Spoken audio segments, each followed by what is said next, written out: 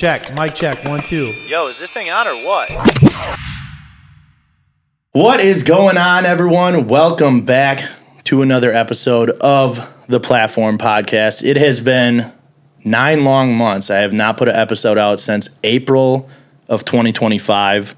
It is now 2026. We are bringing back the podcast. I am very, very excited. I have a bunch of amazing guests lined up for all of 2026. Have a lot in store already that are already set up, and got a whole new studio here to show off to everyone. Been kind of making additions throughout the weeks, so you might see some changes on episodes of hopefully things getting better, starting with this coffee table that we're going to change out pretty soon as I find something cool. So if you guys got any cool podcast tables, send me the links because your boy is looking. But yeah, a lot of life changes since the last episode. I've gotten engaged. My beautiful fiance, Maddie. We moved into this house, put this studio together, and it's time to get the pod back. So without further ado, I've got an awesome episode for our first one lined back up. It is another milestone in the bank, episode 60, first one back. Sitting down with one of my best friends, my old roommate, one of my favorite DJs. I work with him all the time. My man, Austin Soppa, a.k.a. DJ Soppa. How's it going, brother? It's going, man. How you doing? I'm doing great, man. Congrats on the engagement. Thank you. The new house. It's beautiful. Yeah, as if you haven't been here a million times already. Exactly. Or just hanging out with literally us in just took general. a shower here. So. Yeah. Good to go.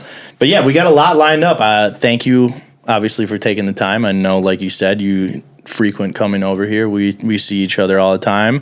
I may or may not have convinced you to uproot your life and come to Nashville, and now here you are. It's the best thing that's happened to me, man. That's awesome. Good to hear. And here we are, the first time that I'm on the podcast. I know. Finally, you got on. You know, I was begging you all these times before, and every time you'd come out here, we would just be too hungover to actually record. Allegedly.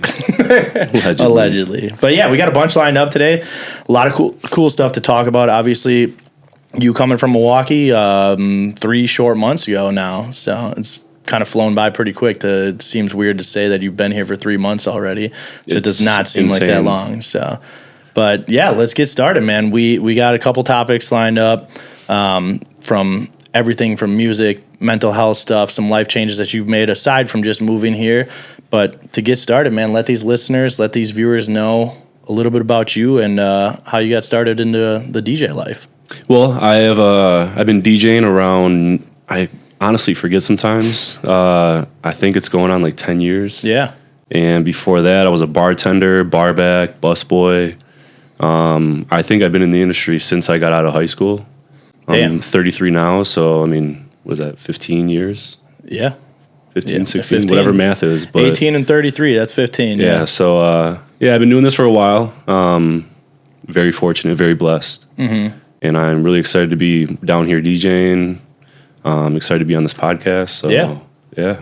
Let's get it rolling, man. I mean, I know, obviously, from us both living in Milwaukee, we were both bartending at a couple places. I mean, you were started playing not playing yet, playing bartender. You were bartending at a lot of the most popular venues in the city. Uglies at the time, Dick's at the time, Loaded Slate at the time. I mean, those were all just kind of staples in the Milwaukee industry.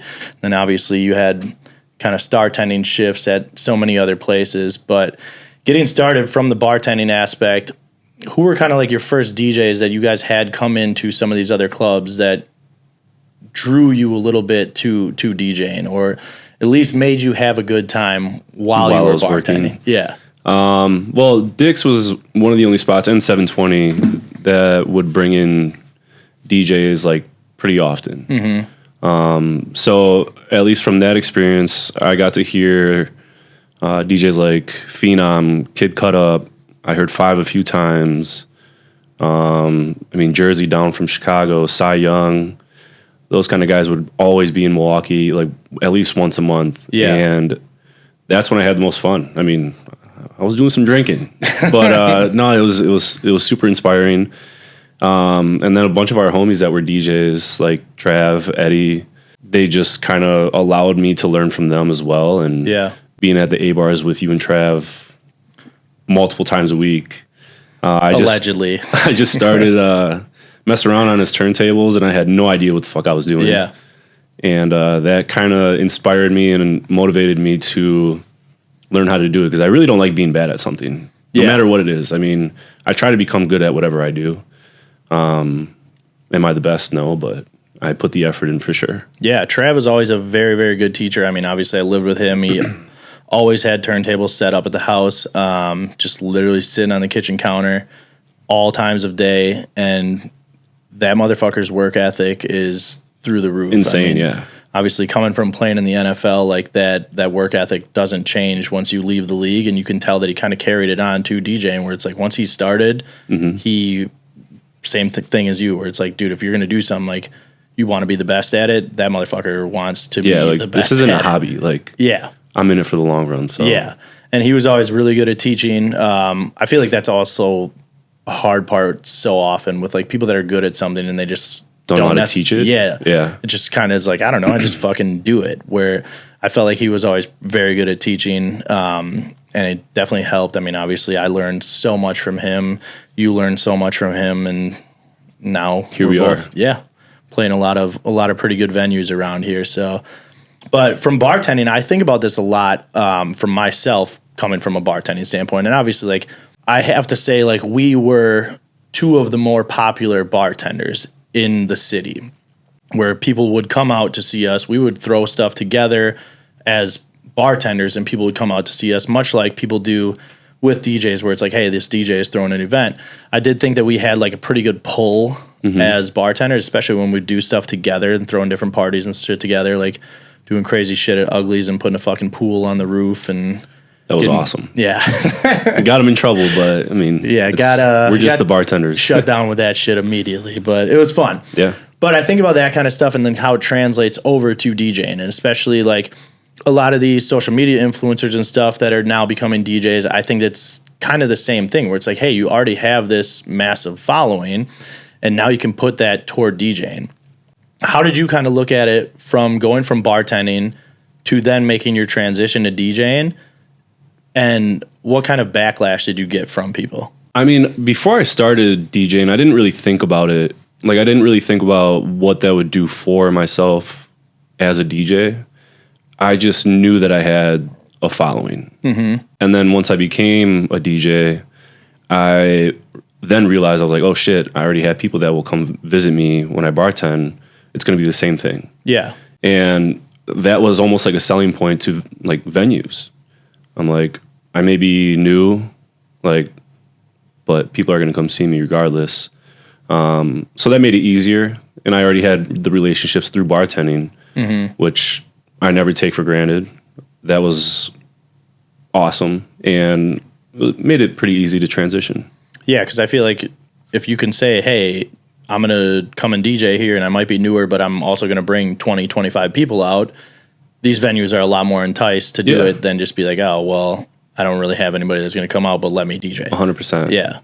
Yeah, I think about that a lot, where it's like just making that jump, it helps so much, because although you definitely get like the hate from it of being like, oh, like now he's going to start DJing, whatever. And it's like, and Eddie was the first one to tell me, he was like, dude, just stick to bartending. Of course. And I was like, that's such an Eddie thing to say, but yeah, not shocking to me at all.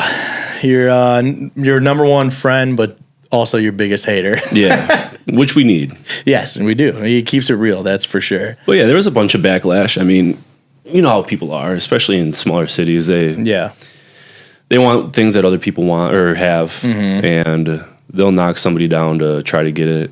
And I mean, whatever. Do you think that bartending helped you kind of learn how to DJ by being able to listen to all these people, being able to listen to the Jerseys, the Fives, the Cy Young, all these other people that would come into town, Kid Cut Up, all these guys that are playing all over the world? I mean, Cut Up's on tour with Pink. You got Jersey playing Super Bowls in Vegas and everywhere else, and all these Cy's having his own company with DJ Firm. I mean, these are all very, very successful DJs, and it was people that you got to listen to every month. Yeah, I mean, they opened my eyes to obviously different music, different styles of DJing, you know, quick mixing, taking your time, jumping tempos, things like that. I mean, you get to hear so many different styles. And I think that's what really got me into it in the first place, because I was like, this shit is fucking dope. And yeah, I loved it. It was a blessing. And it's something that other DJs may not have gotten to experience. Yeah. So I feel like that was another step for me to like take the next step, if that makes sense. Yeah. Or another thing to allow me to take the next step. Yeah, for sure. Because you get to hear what to do, what not to do. Yeah. And when you learn what not to do, that's when you can really make some progress. Yeah, I feel like as a bartender, you especially know like if somebody's bombing their set or not, because you're going to hear it from all of the different patrons. Yeah, for sure. What was your pet peeve when you were bartending? And now that you're a DJ, I feel like you know what I'm going to say with this one, but like I shouldn't know what the next song is going to be. That's what your pet peeve is from a bartender? When I was a bartender, I was like, okay, these next 3 songs are going to get played. Yeah. And sure shit, every single time it never failed. So I think that was annoying. And I know like I've heard this conversation on different podcasts, and like, do DJs play the same set all the time? Maybe not. Do they play similar sets with just different edits or whatever? Yeah, and like I get it. Like, you know it works, you know it doesn't, so you're gonna play that kind of set. But yeah, when it's the same edit, the same song, especially for like residents every single week, in your home, like own hometown, like, dude, switch it up. Yeah. But that was probably one of my biggest pet peeves as a bartender. Yeah, it's definitely something difficult. And I mean, we've talked about that before now too, where it's like having these residencies here in Nashville, it's like that's something that you have to actually work diligently for, is to switch up your set, to be digging for new music, because those are the people that are going to notice. I mean, a lot of here, like you get such a big changeover week to week of tourism that's coming in here. You could play something different all the time. Yeah, but you could also play the same shit all the time and no one's going to know except for these bartenders. And that's why it's like, dude, I just can't be that lazy to play the same shit every single week, because those bartenders will fucking kill me. Oh yeah, and bottle servers. I mean, they'll let you know too. Yeah, same thing. What's your biggest pet peeve now? I fucking hate when DJs play clean edits in a nightclub. Like, for a nightclub, nighttime. Like, I don't know. I just can't stand it. It irks me because I don't understand. Well, I know that everybody can get dirty edits. Like the majority of the time, there is a dirty edit less than there's a clean edit. Yeah. So it's like, I know that you have the dirty edit. And also, you're in a nightclub where everyone is 21. Let the fucking swears rip. Yeah, I don't know. I don't get it. If I have to listen to Drake and it's blanked out every other word, or like even trying to play like a Glorilla song, I can't even imagine how much different some of these songs sound because it'll be blanked out every other word. Dude, I heard a clean edit of First Day Out and I wanted to off myself. And I'm like, don't even play it at that point. Yeah. Like, you hear half the song. Yeah. No, that's a good one. I don't really hear. I know Diesel specifically. I forget. This is a while ago, but he specifically said that he won't even make edits that are clean. Yeah, he's like, I refuse to do it. It doesn't make sense. Like, if you're gonna, especially if you're making edits, it's for the club. Mm-hmm. They necessarily shouldn't be clean, in my opinion. Yes, but like if you're playing game sound stuff somewhere or like corporate events, like obviously you're gonna play clean edits. Yeah. But yeah, nighttime nightclub stuff just it pisses me off. That's the one that really just grinds your gears. Yeah. So once you started DJing, what was kind of your first moment where you were like, oh shit, like I might actually be good at this? I don't know. I don't really remember like a specific moment, but I mean, we've all had those nights where everything just worked. Mm-hmm. You know, like you got the crowd in your pocket and singing along and jumping and dancing around. The club makes a shit ton of money. Bartenders, servers make money. Like, there's been nights early on that were like that. And I was like, yeah, I'm going to keep going with this. Yeah. And it was something that was so cool. Like, I can still think back to certain sets and like it'll give me goosebumps, and yeah, stuff like that just kind of made me want to take the next step. Yeah. What were some of those sets? I don't know. I mean, a bunch of sets at Dick's. Loaded Slate was awesome. R.I.P. to Loaded Slate. It was like a home away from home almost. Yeah, we were there every week. And a lot of those nights were just so much fun. And yeah, I do miss that place. Yeah. Do you ever remember when you first started, like the first good feedback that you got from like a manager, a bottle girl, bartender, anything like that? Yeah, I was at 720 once, and it was after I had 3 great gigs prior to that. It was 12 Bars of Christmas. And so you were probably hammered. Yeah. Oh, yeah. And Mike Edler actually came up to me. He was like, dude, I think that's the best set I've ever heard you play. And I was already DJing for a couple years at this point. Yeah. And it was one of those, like, I have to look at my set list the next day kind of sets. And I was like, all right, I kind of went in. Yeah. But that was the night I played YMCA and it pissed Eddie off. Yeah. But the crowd probably went fucking crazy. Oh, yeah. Yeah. Like, I only play that to, like, piss people off, but it always works. And especially Eddie, I just saw him sitting at the corner of the bar, and he was like... He's probably flipping you off from the bar. Probably, yeah, absolutely. It was hilarious. That's his go-to move, so Yeah. that makes sense. Do you remember any mistakes being just getting started in DJing that now you look back on and you're like, fuck, what was I thinking? Yeah, I mean, I think the biggest mistake younger DJs have to learn is learning your value. Mm-hmm.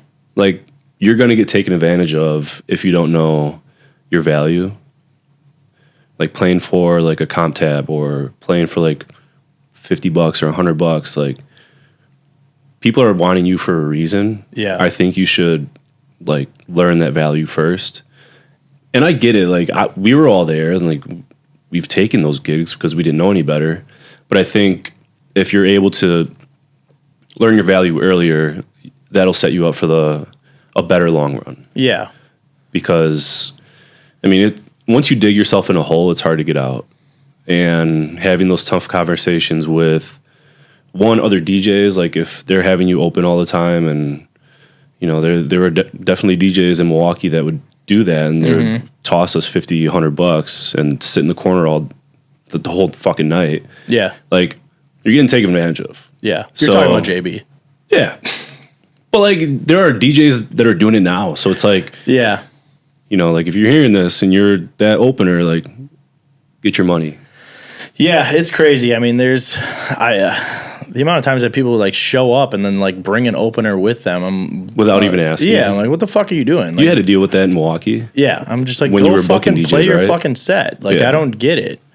So, and then it's the same time, like the opener, a lot of these younger kids don't know, and they look at it like, fuck, dude, I'm playing Lucid or I'm playing wherever else. And they're not realizing how much they're devaluing themselves because they're either playing it for free or they end up playing 3 hours for $50 while the other person is still getting the entire pay. Mm-hmm. And it's just such a disservice to yourself, your brand, all that kind of stuff. So I definitely, it's the thing that it's something I preach to a lot of newer DJs, and just like not trying to get your foot in the door everywhere at every single spot, and really just like playing at the places that work for you and where you want to go and the direction that you want to go as a DJ that fits your brand and your style is one of the most important things. And another thing I think is very important is you talk about brand and where you want to go. I think the sooner you find out what your sound is, yeah, and the sooner you figure out what you want for your brand, then you can look at the venues you want to play at. Yeah. And head that way instead of just playing any gig to like get a paycheck. And I get it. Like, we've all done it. We all like play to get a paycheck. Yeah. We played gigs that we fucking hate. We played at venues we don't even really like. But I think the sooner you can figure all that out, the sooner you can get to where you want to go.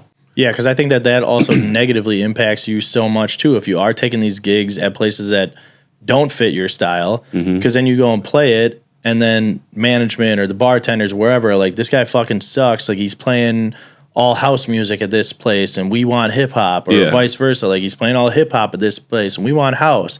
And then they're going around town telling everybody that you suck when it's really like you just didn't fit the vibe. Yeah. And not every venue is for you. Yes. 100%. And you're not for every gig. Yeah. And that, I think the sooner you figure that out, the better as well. Yeah. Yeah. A lot of these like smaller markets, like Milwaukee, we both played out there forever. We both just got to go home over the holidays. Thanks to Rucker, Carly at the garage, we did a little homecoming set. Yeah, it was awesome. Really, really good time on Christmas week, and it was still fucking slammed. Yeah.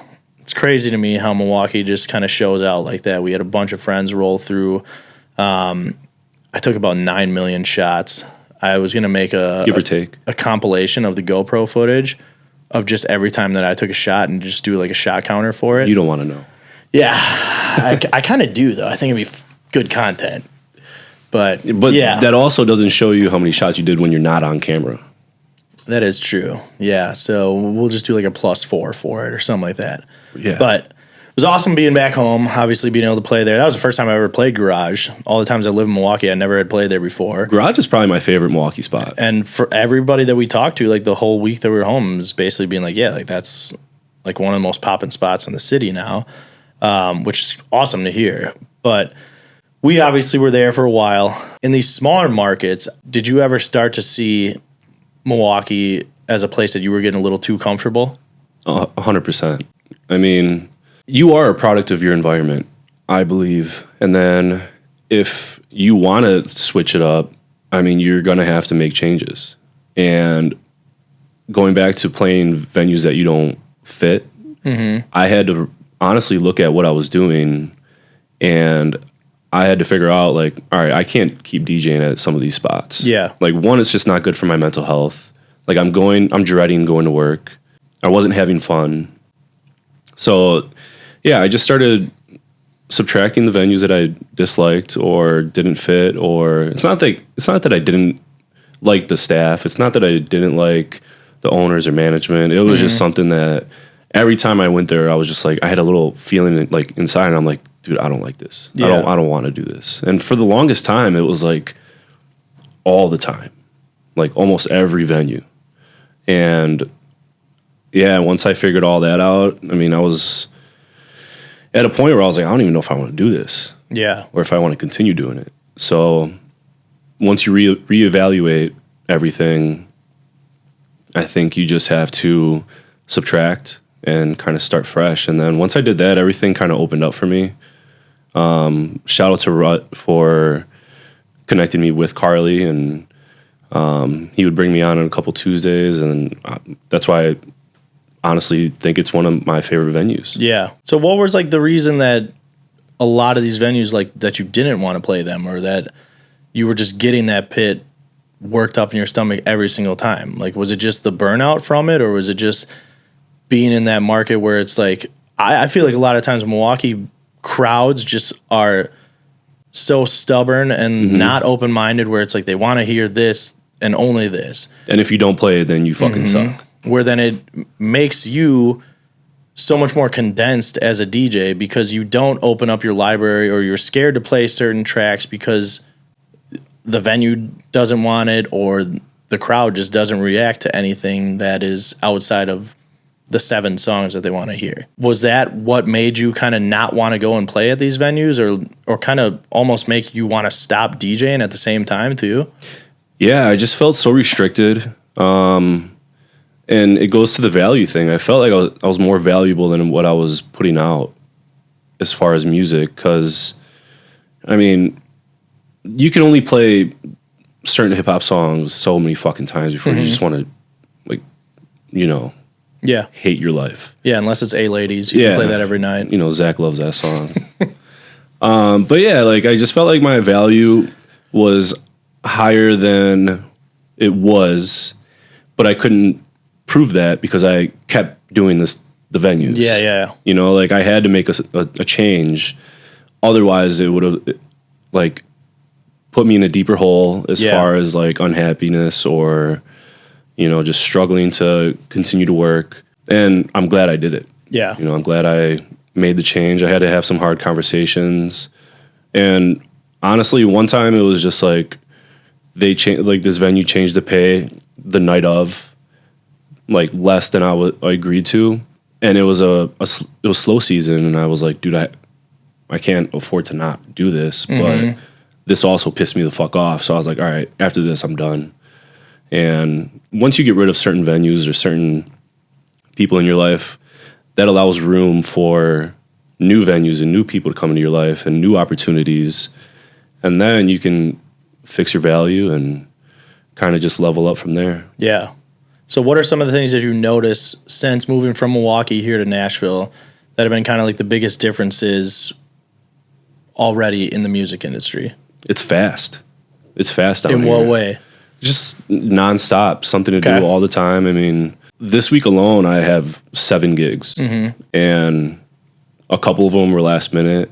I mean, my New Year's gig I booked 3 weeks ago, and I'm very happy I did it. I'm very fortunate and blessed to have been able to play at Whiskey Row, and that was my first time DJing there. Yeah. You know, I've been there a couple times with you. I would go hang out with like D-Wake or whoever's DJing at the time, and yeah, it was a good time. It was fun. Yeah. Yeah, Whiskey Row is awesome. That's where I used to play a lot prior to getting on with Barstool. Fucking love that place. Their staff is always very, very good to me. Some of our staff from Barstool is over there now, like Hannah.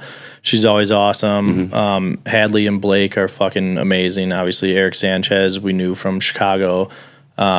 He's been there since I moved down here. So it's always a good time. And I was super happy that you actually finally got your foot in the door there, because obviously that was one of the places where I was like, dude, you got to get in here, because I feel like stylistically, like we're talking about, like that's one spot where you can play more of a nightclub set, stray away a little bit more from like the honky tonk kind of sets that some of the other venues on Broadway do, and still be able to kind of pop off as like a nightclub DJ. So, and especially playing there for New Year's is fucking awesome. But, yeah, I was very happy to get that gig. Yeah. And like I was even talking to some other DJs, and they're like, "Oh, where you at for New Year's?" I was like, "Whiskey Row," and they're like, "Oh shit." Yeah. So it's like them being surprised, or not necessarily surprised, but like, damn, you got that kind of gig already, like quick. Yeah. And like I said, I'm very, very blessed. Yeah, I think that's one of the very good things with like the agencies out here, like obviously Jam Factory or Strummin', is having the ability to just like have gigs pop up out of nowhere. Like you're saying, where it's like, dude, this came up 3 weeks ago. These other gigs that are getting this weekend are just popping up right now. So there's a lot that literally, if somebody drops out of a gig, if some venue decides that they need a gig for an event that's in town, there's always some shit that'll just pop up, and they're like, hey, we need somebody from 6 to 10. Hey, we need somebody 10 to close. And it just all comes into an app. You can accept it right away, and all of a sudden you're making extra money out of nowhere. So it's pretty cool that way.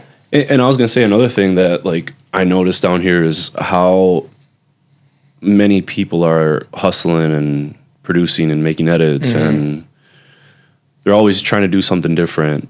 They're collabing with each other a lot more. They're like working together. I mean, the Stride event I did, I don't remember when that was, but the Waka Flocka event, yeah, time flies down here. But like stuff like that came out of nowhere, and to have 500-600 people in front of you on a Sunday early afternoon that just went on like a 2-mile run, I mean, that's just unheard of in small markets. Yeah, it's crazy. And I mean, all that shit is... Shout out to them, yeah. Yeah. It was awesome. Yeah, Jake, they're fucking killing it. Jake and Norman run Stride. No free shout outs. But yeah, there are 2 guys I actually really want to get them on the pod too, to just kind of talk about all the success that they've had in the last year, because it's fucking wild to me. I mean, this is a run club that he did where it's legitimately like 400 people coming to this run club, and then they all came out and Waka Flocka performed after. You DJ'd for Waka. He was fucking awesome. I DJ'd for him later that night at Barstool. One of the nicest dudes and like easiest dudes that I've worked with. And it's so funny because he used to go to A-bars in Milwaukee. Yeah. Well, even here, I've seen him out. I saw him actually at Whiskey Row like last year. And he's just like out partying with people. It's fucking awesome. But yeah, it's just insane that they can get like 400 people to show up for a run club. I'm like, if I could ask every person in my phone book, and I don't think I could get like 3 people to go running with me. I'd go run with you. And they get everybody like once a month, which is wild. Yeah, that's awesome. Just talking about these smaller markets, we've talked about it a lot too, where I would say it to you. I've said it to like some of our other friends where it's just so much harder in these smaller markets because I do feel like a lot of times people just get stagnant and they're just okay with just where they're at, where you kind of just get way too comfortable being comfortable. And I think it's like one of the biggest killers for DJs. And like you just said, with all these people out here, that's one of the things that I've noticed so much is just how much more open a lot of these people here in Nashville are to collaboration. I don't know if that comes from the singers and songwriters out here and how much they collaborate, all that kind of stuff. But it was cool to see when I first came out here that I could ask somebody for help and they'd be like, yeah, for sure. Like, just come over. I'll teach you how to do this or whatever. And versus when I was in Milwaukee and it's like, dude, I just had gigs lined up and I was just okay with just doing that and not like trying to push myself to do anything more at all. I feel like you just don't have somebody. I mean, we all have somebody that we look up to when it comes to something you want to achieve. Whether it's making your own edits, we have tons of friends now that make their own edits. Whether you want to produce, like, producers. I mean, besides like maybe one or two, maybe three people in Milwaukee that are like producing, I don't know anybody that's doing it. Yeah. So it's like, if you don't know any better, you just don't do it. Yeah. And that's where being comfortable is comfortable. Yeah. So when you're down here and you see these people hustling and producing and doing shit that you strive to accomplish, like, it just it should make you more motivated. Yeah, for sure. And I mean, we've talked about it. Like, we have those kind of plans for this year. And, yeah, I think that's another one of the biggest differences. Do you think that being in a small market makes you a better DJ, or being in a bigger market makes you a better DJ? I will say, with all the venues in smaller markets and all the gigs that you have, like, our average gig was 4.5, 5 hours sometimes, starting with a room that was with 0 people. I think you're able to learn a lot in those small markets because it teaches you how to read a room. It teaches you how to switch genres. You got to be more versatile. And then when you go to a big market, it almost feels like it's easier. Like, I feel like I have an easier time playing a 5-hour set here than I did in Milwaukee because now you're just giving the crowd. Like, there's a line down the block for the most part. It's a big ass bar crawl all the fucking time. Yeah. So we're used to that. Yeah. And I feel like all you have to do is just turn up the energy here. Like, you're playing more remixes, you're playing more like edits. Whereas in Milwaukee, like, you play a house remix of something, people look at you like you're a fucking alien. So yeah, I think what you learn in small markets, you can take to bigger cities and you're able to thrive quicker. Yeah. And then the stuff that you learn in the big cities, you just apply to it, or apply like to your own skills, and it makes you even better. You know, you level up quicker, in my opinion. Yeah. I mean, I feel like you're a perfect example of it, of how quickly you've kind of gone into everything in 3 months. So it's cool to see. I have to, man. I mean, I had to. There was got bills to pay. Not even that. It was just like, there's no choice. Like, I had to teach myself certain things. And I mean, obviously you've been a big help, which I appreciate. And like, if I didn't learn that kind of stuff, like, for one, playing on USB sticks, like, that wasn't necessarily something we did in Milwaukee because we had wasn't something you could do. Yeah, only 2 venues had fucking CDJs. Yeah, and unless you have a controller that has USB ports, like, you're using your laptop.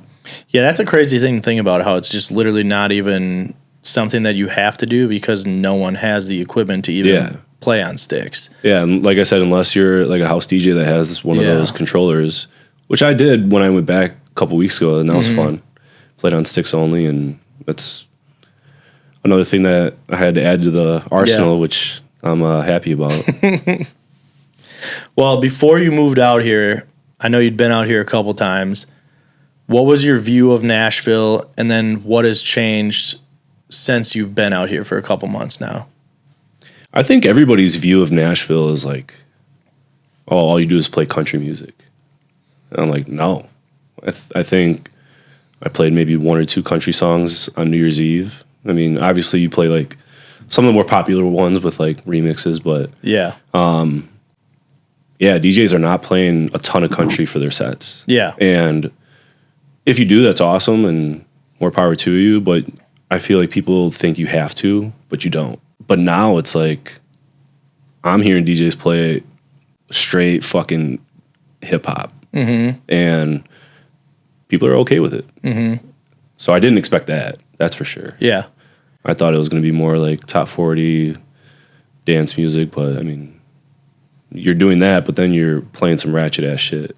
Yeah, I feel like it helps so much because like basically every venue has 3 bars in it. Yeah. So it's almost like if the DJ was playing country, then you're getting the same thing on multiple floors because it's like you have the band who's going to take a large part of like playing country, all of the covers that everyone is going to hear, which they're going to hit a majority of like these country covers.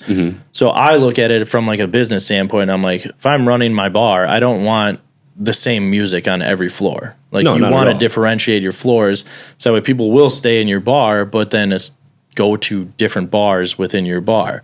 So if I can go on one floor, hear one thing, go up another floor and turn into a nightclub, and then go to the rooftop and hear a whole nother different kind of music, like I feel like you're both worlds. Yeah, 100%. Like you're able to have a bar crawl within your bar. Yeah, that's like if I get sick of hearing whatever genre is playing on one floor, then just go upstairs or go downstairs and chill for a little bit, and then if you want to go somewhere else and hear some different shit, you can do that. Yeah. But yeah, I mean, I think it's a beautiful thing. It is, yeah.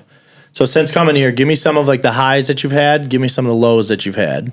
Man, it's crazy to think about because of the first 2 months. I mean, September and October were extremely busy. It was awesome. And you almost forget to give yourself grace during those moments. Because, like, I mean, I was doing a ton of drinking to, like, get through sets and, like, get through my nerves and not be as, like, scared. But, as you know, that takes a big toll on you. And my mental health fluctuated so much. I mean, I would call some of my friends from back home, like, emotional as fuck. Like, I don't know why I did this. I don't know how I'm going to continue. Like, I second guessed the move like a million times in the first couple months. But now as I look back on it, I'm like, I'm so glad I had to go through all that because like, did it feel good in the moment? No, but right now it feels really good. And I'm glad I didn't give up. I'm glad I stuck with it. It's been quite the journey, but I think that's what we're here for, is the journey. Yeah. I mean, you've had a ton of great opportunities since coming out here. I mean, playing at Barstool, playing at Whiskey Row, playing at a lot of these other spots, Jelly Rolls, Federales. I mean, you played at a ton of venues already. You've also done cool shit. Like we were talking about, you played with Waka Flocka. You got to do the event with Johnny Manziel over at Barstool for that Texas A&M game. I'm sure there's other events that I'm forgetting here that you've also done. Tonight as I got well. secondhand fucking smoke from Mod Sun. Dude smoked like 17 cigarettes right next to me for 2 hours. But he was so cool, and that was such a fun event. I mean, it's just breaking barriers almost. Dude said I got secondhand. But yeah, you just break through barriers. You just don't think about the outcome. You just do it, and I think that's the coolest thing about what I've been able to do down here in Nashville is just like not even think about some of the things that you're doing. Don't worry about what's going to happen and just do it. I mean, you talked a little bit about just like the mental health of moving here. Didn't talk to me about any of that, which is kind of fucked up. You're busy, dude. I'll text you and get a response like 2 days later. Dude, I didn't even see this. Well, I keep them unread. So that way I know I have the notification and then I go back to them. Sure. That's what I do. Yeah. That's why I have like 50 unread text messages. Yeah, so whatever, dude. But yeah, I mean, I know it's something like the mental side of thing is something that a lot of people don't talk about. It's something we obviously haven't talked about very, very extensively. When you were younger, your parents passed away, and obviously, like, no idea how that is. We've talked about it a bunch, just obviously how hard it is on you, how hard it was growing up. And then obviously you basically jumped from, like you were saying, from high school, right out of high school into the service industry, where then it's not the most easy place to work when it comes to the mental side of things. I mean, it's an industry that basically glorifies drinking, drugs, all that kind of stuff. You're obviously working late nights all the time and probably drinking for the most part of it a good amount, especially starting out as a bartender and now onto the DJ side of things. With all of that going on, like from having your parents pass away at a younger age and then being in this industry for so long, how is that kind of just like molded who you were at a younger age and then kind of helped you grow through those experiences to now? I will say that, like, my parents passed away because of drugs. Like,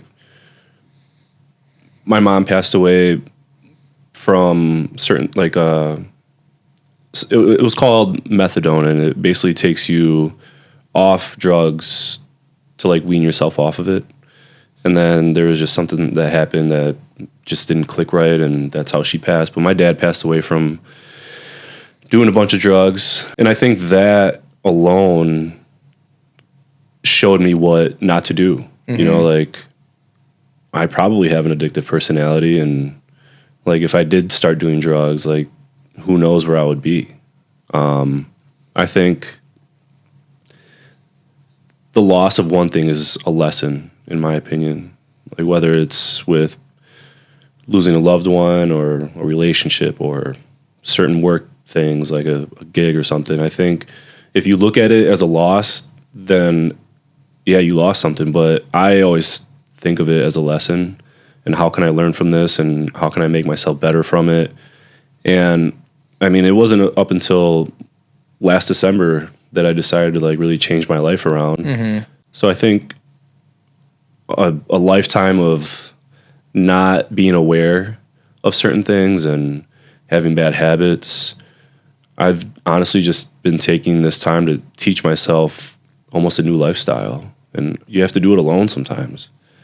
I mean, I have, obviously, you, Maddie, I have Dom, Eddie, like, best friends, and, you know, like, there's only so much you guys can do and help with. And I think that's one thing I'm most proud of with myself, is that I've been able to keep going, allow that to show me where I want to go and how I want to do it. And yeah, I've never done any drugs besides, like, some recreational marinara. And but even then, like, since moving down here, I don't do any of that. I just drink. And even now I'm on dry January, and like I said, you push through barriers. And is it comfortable every time? No. Like, most of the time it's uncomfortable. It should be, because you have to teach yourself new habits and reinvent yourself almost. And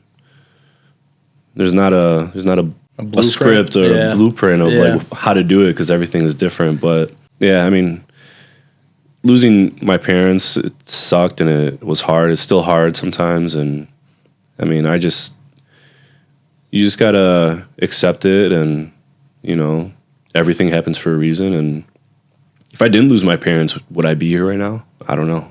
Like, fucked up to think about. Yeah, like, it's not a blessing. I'm not going to say that, but I think they're looking down on me, and they're proud of me. You know, I'm proud of me. I know you're proud of me as well. So I think, you know, you just take what you got, do whatever you can to keep going, and just never give up. Yeah, I'm super proud of you, man. I mean, I know I've said it to you a bunch, but obviously, like, I know how hard making the move is. And like you're saying, like, prior, where it's coming out here and there really is basically nobody out here. I mean, obviously you knew myself, Maddie, Darren, a couple other people that you'd met just like in the few times that you've been out there. But basically, I mean, you switched entirely new cities. Obviously, you had your parents pass away at a younger age. You've basically rebuilt your entire life in the last year and kind of reinvented yourself as a person from an entirely new, healthier lifestyle where you've dropped probably 40 pounds. You look 1,000 times better. I hope that you're 1,000 times happier out here. Otherwise, I'll feel like a dickhead for making you move out here. Forcing me down here. Yeah. But no, I mean, it's cool to see like the progress that you've made over the years. Obviously, we talk to each other every day. Myself, you, Eddie, Dom, Josh, just in that group chat every day. And we're not always the easiest on each other, that's for sure. But I feel like that's what makes us like such good friends is all of us at any time of day. You don't sugarcoat shit. Yeah. I mean, like if I wanna know something and get the truth, I'm asking you guys, and you guys are gonna tell me. 100%. Yeah. So it's cool to see the progress that you've made. And I don't think it's gonna stop anytime soon. I mean, with all of that being said, what do we got in 2026? I mean, what are you looking forward to? Oh man, a lot. I mean, continuing my health journey, that's my main priority right now. I think the healthier you are, the more everything else will follow suit. Mm-hmm. If you're eating like shit, sleeping like shit, not taking care of yourself, like you're not going to be the best person you can be. Yeah. Whether that's in your career, in like your relationships, your professionalism, like you're going to be lethargic, you're going to be on edge, you're going to be a dickhead if you're not super healthy. Because, I mean, health is wealth, in my opinion. And it wasn't until I started getting opportunities, or it wasn't until I was my healthiest, then I started getting opportunities. And I think in 2026 is just going to be a continuation of making sure I'm healthy. I want to start producing. Mm-hmm. I have had that on a list to do for God knows how fucking long. And I mean, both of us, we've just been procrastinating in it. And, I think after making all the changes of like kind of finding myself again, now I can really like lock in and, take my, my career to the next level. Yeah, you definitely have all the resources too. I mean, I know obviously I'm here for you. Mm-hmm. Kazas is always down to help with stuff, but then I mean, there's so many other people in Nashville that are very, very good producers. I look at like Zoo Mob, Logan Garrett's putting stuff out all the time. Darren is doing stuff for Broadway. There's a lot of help around the city, and I know we're gonna hop on it this year too. So stay tuned for some stuff coming out from us because it's coming. It's coming. But I mean, I know like obviously in the past year you went through all this stuff, obviously in the podcast, all that kind of stuff. Now you're in your 30s, you're out here living in Nashville. You talked about it earlier, how you were just fully ready to completely give up on DJing and start an entirely new career. What drove you to that moment, and what made you not want to do it and stick with DJing? I think it goes back to what we talked about earlier, is just what environment I was in, being unhappy, being unhealthy. Life didn't feel good at all, ever. And I thought it was because of what I was doing as far as DJing, but it wasn't that. It was how I treated myself, how I would talk to myself, like I would have doubts with everything I was doing in life. I mean, we talked about it when it was going on, and you guys were very supportive of everything that eventually transpired. But yeah, I just I blamed it on the wrong thing. Yeah, and it was always on me though. Like, no one forced me to eat like shit. No one forced me to be in a toxic relationship. No one forced me to be irresponsible with whatever I was doing. It was, at the end of the day, it's me. Mm-hmm. And the moment I took myself out of the victim mindset and I was like, all right, I gotta man up and do something. That's when everything changed. Yeah, now you're fucking locked in. I'm locked in. Yeah. What was like the turning point that just you flipped the switch and wanted to change into this new thing and prioritize health so much? Well, I mean, I was in a pretty toxic relationship a couple years ago, and I didn't know that's what it was. That was the turning point, huh? It was just like, I looked at myself, and like, if you look at pictures of me from a couple years ago, you're like, dude, who is that? Yeah, that's how I felt looking at the picture of myself that I took on New Year's for my progress pic. Yeah, but then you're gonna look like the fucking Rock in September. I hope so. But just being the unhealthiest version of myself, I think that was the version or the turning point. Mm-hmm. Not knowing who I was, not knowing what I wanted to do, and like I mentioned earlier, I didn't even know if I wanted to continue DJing. Yeah, it was. I mean, I was online signing up to go back to school, and I almost went into the medical field, and just I don't know. I missed a couple of deadlines, and I think it was for a reason. I didn't know what the reason was at that point, but that was just last January. Yeah, I mean, being in an unhealthy relationship, not knowing what I wanted to do, I was fucking lost. Just thinking back on it, it's kind of crazy how all that happened in a year, but here we are. Like, looking back on it now, if you would have quit DJing and started something else, do you think that you would look back on it and think that you were a failure when it comes to like a DJ career? God, failure is such a crazy word. Yeah, probably. I think I would have had some sort of regret, because the way social media is these days, like, you see people that are in the situations that you want to be in. Mm-hmm.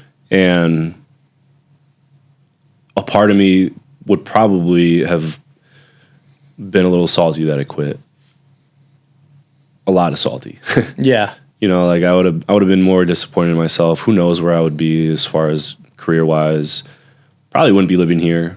I mean, yeah, I would have regretted it for sure. Yeah, I mean, because you're a super talented DJ. Don't tell people I told you that. But, I mean, another thing that I feel like not only you, but every DJ does it is, like, you put such a heavy timeline on yourself, whether it's the music industry, whether it's any other job, from athletes to whoever else. It's like, man, you have to be good at this by 30 or whatever it is. Like, whatever the age can be, you put so much pressure on yourself to have something important by this timeline. And I think so many DJs do it, and they try and rush to be exceptional in whatever it's going to be, whether that means having a hit song, whether that means playing this venue that they know that they've had on their goal list forever. It can be whatever of those things. And there's just so much time. Like, you don't have to do all of this before you're 30 or whatever it is. Mm-mm. And I think the perfect example of that, like, we were just talking about this the other day, but the perfect example of that is literally Chris Lake this year. Dude had arguably the best year in music, and he's 43 years old. Yeah. And it just makes me think of my mentality when I was younger, of being like, fuck, I wish I would have learned how to produce when I was 18 years old, or I wish I would have been learning these instruments when I was in high school. And it's like, you can still I can fucking do it right now. Yeah. And it's like, granted, yes, all these people have a head start because they've been doing it for fucking 20 years. But it's like, there's so many resources out there right now that you can catch up to an extent pretty quickly if you're putting in the work for it. Yeah, if you want to. Yeah, the timeline thing is a very interesting concept to think about, because being from a small market, you have those timelines almost. Mm-hmm. Like, do you want to play at a college bar full of 19 to 22-year-olds every night at 34, 35, 36? And also, is that venue going to keep booking you when you're 40 years old? And have, like, no pull. Mm-hmm. If you're not bringing somebody in, like, or people in, are they going to want to keep you? Probably not. But, and that's another thing with the small markets. Like, that's where you get the timelines from. And it's actually kind of funny, because I gave myself until the age of 32, where if I wasn't happy with what I was doing, I made a change, and I turned 33 in Nashville. Yeah. So somehow fucking fate showed me what I needed to do by the age of 32. Yeah. I'm still baffled by that concept, and I don't know how many people I even told about that. But I was like, yeah, if I'm... Well, you just told everyone now. It's going to be seen by millions. Well, like prior to right now. Yeah. But if I like told myself at the age of 27 that I had to make a move by 32, it just, I don't know, subconsciously stayed there, and yeah, here we are. Yeah. Like, that's insane, but yeah, that's wild that it just perfectly worked out like that. yeah. But like, yeah, like you said, Chris Lake hitting his stride at 43, it just goes to show, like, stop putting so much pressure on yourself. Mm-hmm.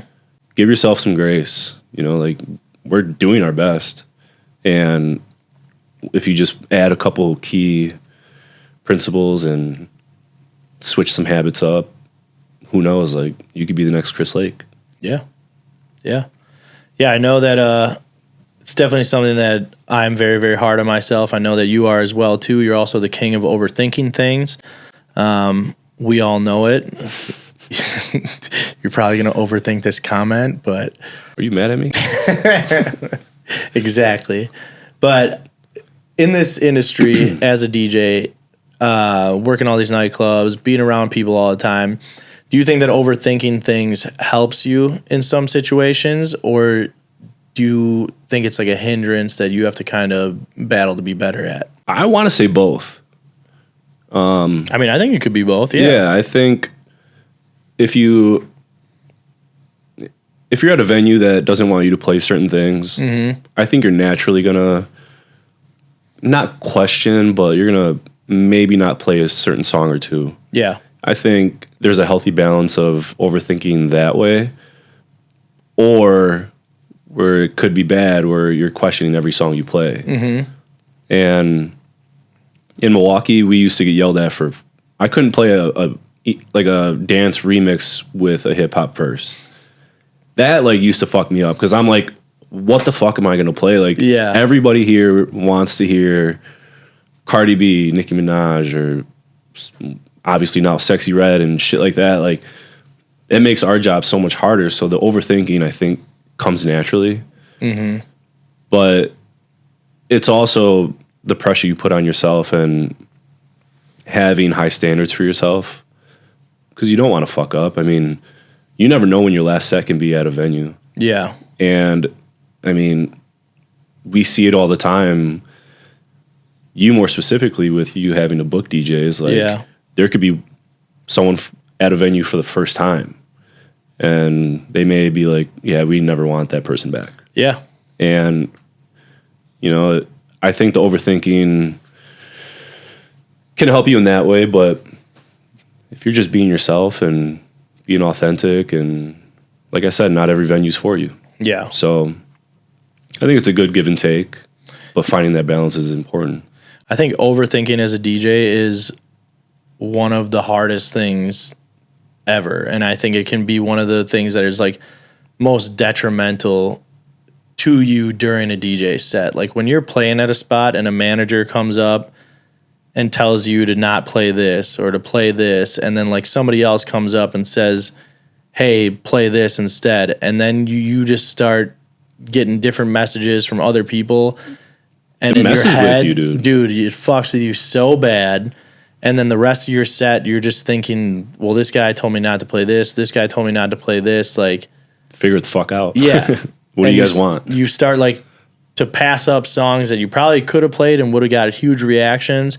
But then you overthink it in your head and you're like, fuck, dude, I can't do this. And I feel like that probably hurts so many DJs. Oh, yeah. We can't be the only ones. No, zero chance. No, there's no way. But yeah, it's a lot. So 2026, we talked about a couple different goals that you have. While you're setting all these goals, how do you go about like still celebrating some of the small wins while still looking at some of the bigger goals that you have? I'm still trying to figure that out.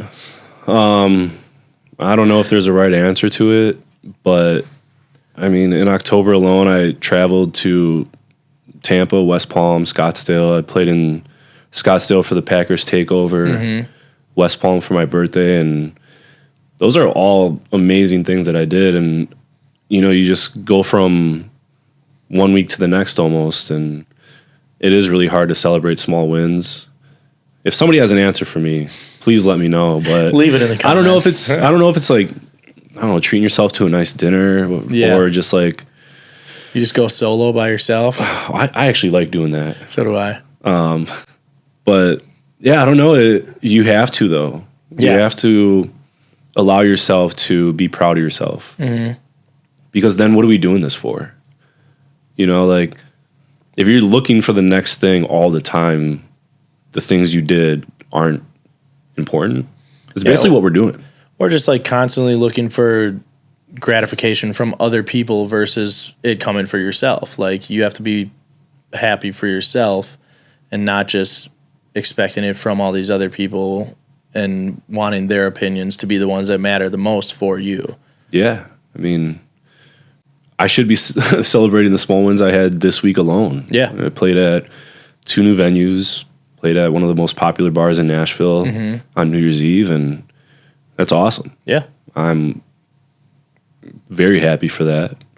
But in the moment or like the day after, it's like on to the next thing because I had it right away. Yeah. I had gigs lined up the next day, and it's just like, fuck, you don't really have a second to breathe. Yeah. So that's why I asked you and Matt, I was like, dude, we should go get some dinner next week and just kind of have a night, and not like a night of partying and shit because I'm not drinking this month, but yeah, but I'm down for a little boys' night dinner. I think stuff like that is important. Yeah.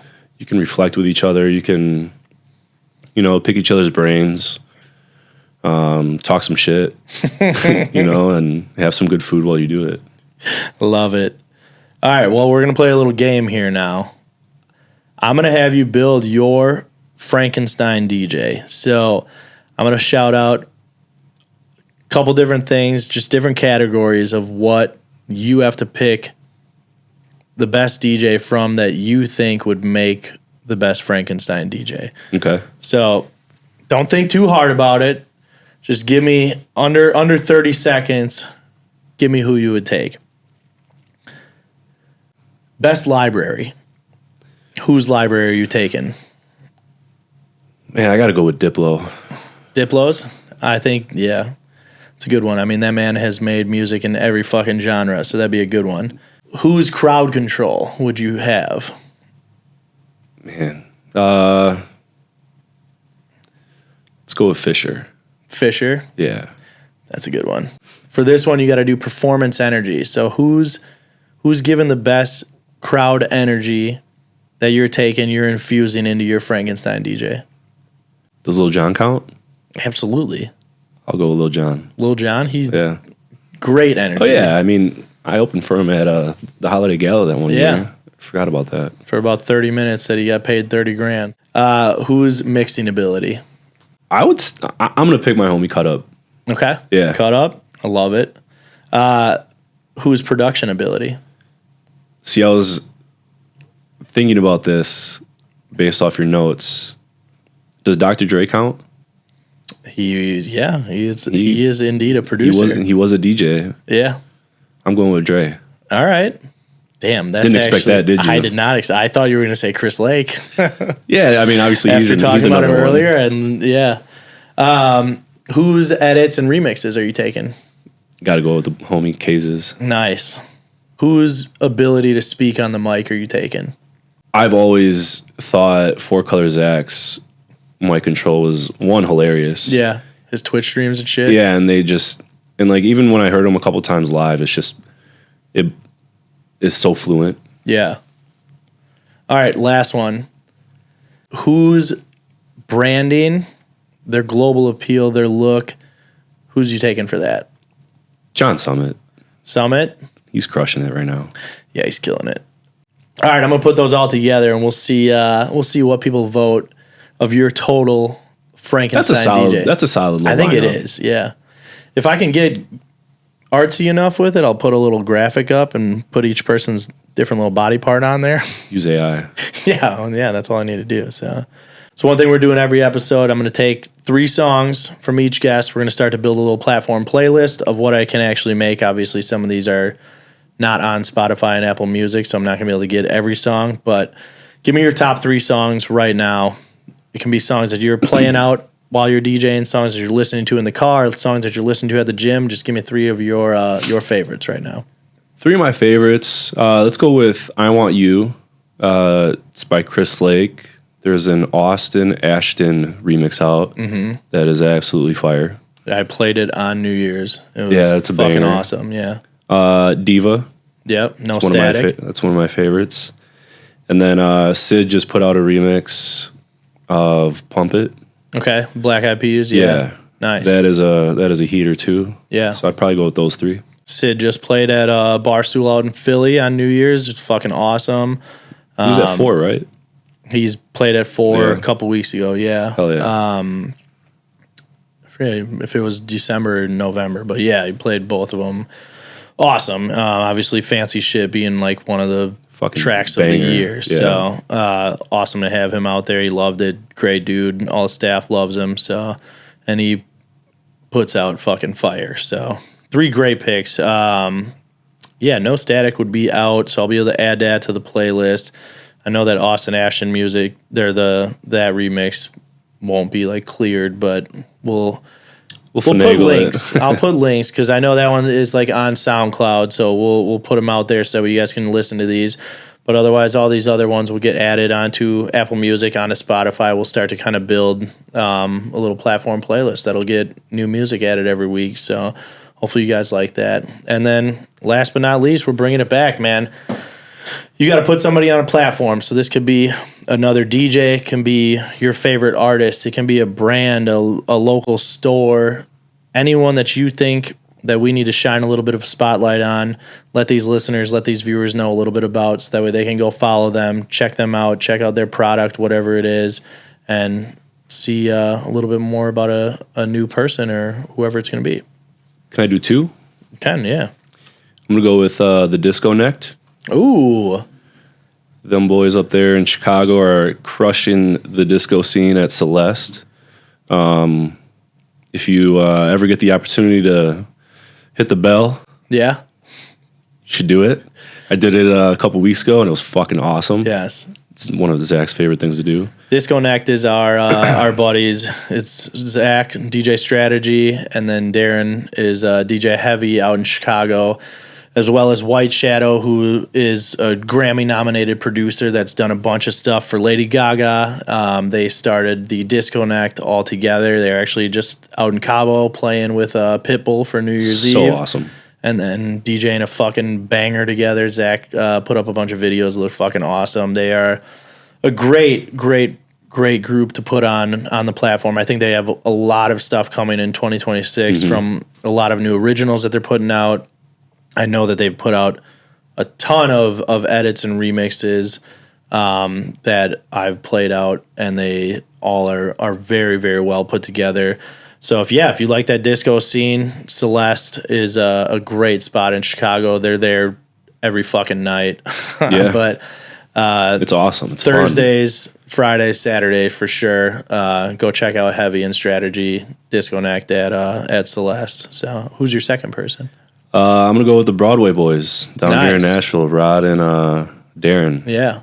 They just sent me over their edit pack, and it's all fire. It's also on BPM Supreme. Yeah. You can go get some country house edits. Yeah. EDM edits, dance music. EDM. Yeah. I heard that's frowned upon, I guess. And according to some DJs. Fucking idiots. So fucking dumb. The homies, Broadway boys, they're crushing it too. I'm proud of them. Yeah. Played EDC this year. Yeah. Literally haven't even been a duo together for, I don't even think it's been a year. Yeah. And already played EDC together. It's awesome. Getting their edits and remixes put out to everyone. So it's awesome to see them kind of soar and hopefully keep going and get a lot of more invites to a lot of these festivals that are kind of curated for their sound and hopefully keep popping. Hell yeah. But yeah, that is going to be it, man. Thank you so much again for taking the time to sit down. I know you probably would have came here to hang out anyway, just without a podcast, but still, nonetheless, I appreciate it. Well, thanks for having me on, man. Absolutely. It's been fun. Yeah. Listeners, Apple Podcasts, Spotify, if you guys are listening there, make sure you hit that follow button, subscribe button, whatever it shows on those. Now I think it's follow on both. Leave any comments. Anyone that you guys want to hear from on upcoming shows, let me know. YouTube, if you're watching on there, make sure you guys hit that subscribe button. Leave any comments there. Any sort of algorithm activating activity that can kind of make this show pop and get off to some more viewers on here. Yeah. Got a bunch of new merch here, all set for the new year. Dope ass. If you guys hats. are looking to buy a hat, hit me up on Instagram.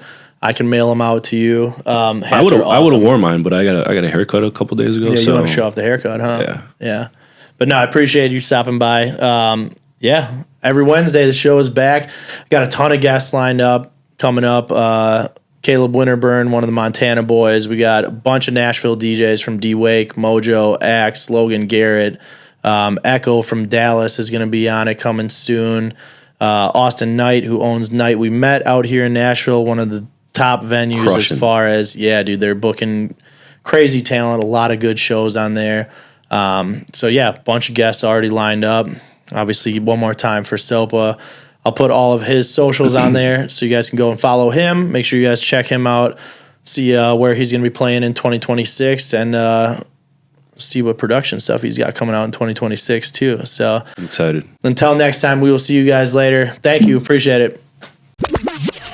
Check. Mic check. 1, 2. Yo, is this thing on or what?